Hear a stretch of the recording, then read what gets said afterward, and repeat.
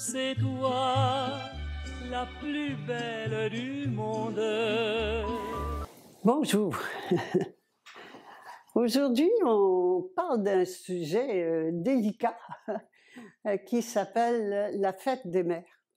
La fête des mères, c'est une fête qui est célébrée annuellement dans plusieurs pays où les enfants font des cadeaux à la mère pour l'honorer. Qu'est-ce que c'est qu'une mère? Une mère, c'est le parent biologique d'un enfant. Et le côté mère, par exemple, maman, le mot maman vient du grec, mamma, qui réfère donc aux mamelles, au sein. On est en pleine biologie. On est en pleine biologie animale. Qu'est-ce qu'on honore chez la mère? On honore son rôle qu'elle joue dans la pièce de théâtre. La mère, c'est le pilier, sacrifie sa vie à sa famille. Elle va le faire pendant au moins 20 ans et bien plus, parce qu'une fois que les enfants sont grands, elle joue ensuite le rôle de grand-mère. Alors c'est cela que l'on reconnaît chez la mère et c'est cela qu'on honore et qu'on remercie en faisant la fête des mères. La question qui vient, c'est qu'est-ce qu'une bonne mère?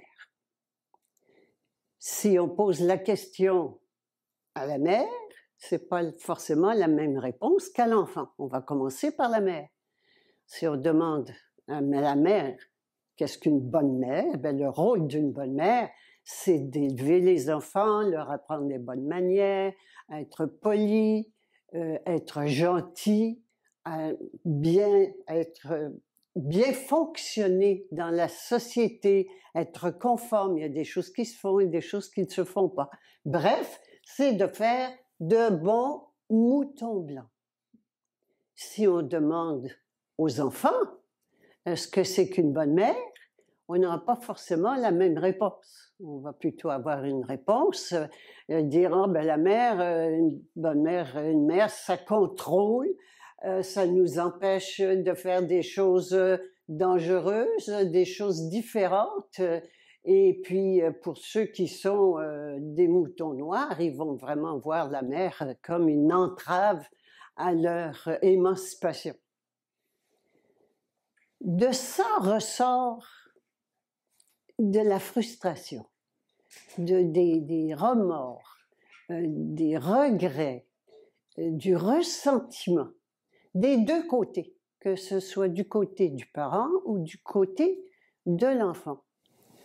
On compense du mieux qu'on peut tous ces ressentiments et ce malaise. Monsieur avec un peu d'alcool, madame avec des antidépresseurs, les enfants sur le Ritalin, mais on continue à jouer le jeu. On continue à jouer le jeu de la gratitude et de se faire croire que la famille, c'est beau, on a une belle famille et on s'aime. Voyons maintenant ce que c'est que la gratitude. La gratitude, c'est un sentiment avec deux volets. Le premier volet de la gratitude, c'est le volet de la reconnaissance. On reconnaît que les parents nous ont beaucoup donné, se sont sacrifiés pour nous ont beaucoup apporté et qu'ils ont donc accompli leurs devoirs, leurs obligations parentales. Le deuxième volet, c'est le volet du témoignage. Je témoigne en tant qu'enfant, je témoigne que j'ai beaucoup reçu et que je sais que j'ai en retour une dette à payer. J'ai reçu beaucoup, mais j'ai aussi, il va falloir quelque part que je rembourse. Il y a un aller-retour, un retour d'ascenseur derrière. Il est donc important de le dire, et ceci n'est pas dit, c'est un contrat tacite. Il est important de le dire. Et c'est une contrainte bilatérale dans laquelle tout le monde est pris. Et on reste avec cette contrainte-là, on reste dans le vieux monde de travailler, souffrir, vieillir et mourir. Et ça finit toujours mal parce que tout le monde finit par mourir. C'est une prison que l'on continue de génération en génération. C'est une prison mortifère, même si tout le monde est de bonne volonté et joue son rôle du mieux qu'il ou qu'elle peut dans cette pièce de théâtre qui s'appelle La famille. Comment faire autrement? Ce que nous venons de voir se passe dans le vieux monde, et donc vieux monde de mensonges, de compromis, d'illusions.